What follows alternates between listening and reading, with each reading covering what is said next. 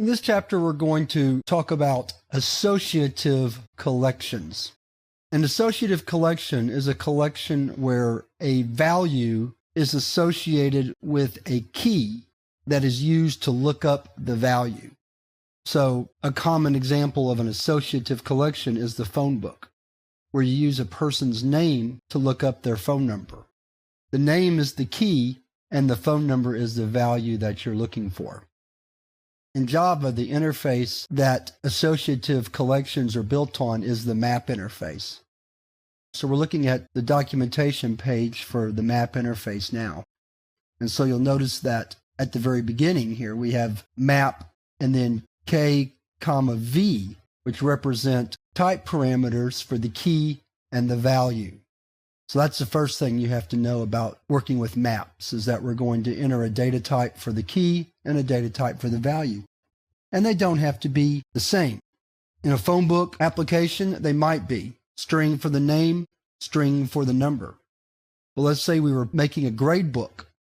There we would have string for the name and some numeric type, double or integer, for the value.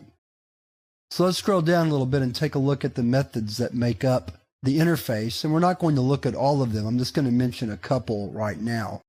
The first one we're going to talk about is put. Put is the main method for adding data to a map. So we have a key and a value that we can add to a collection. The main method for retrieving information is get, where all we provide is a key, and then the value is returned if the key is found.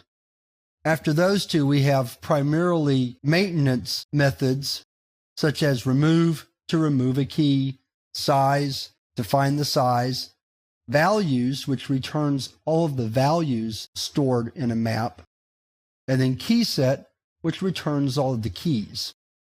So those are the primary methods that are used in implementing the map interface.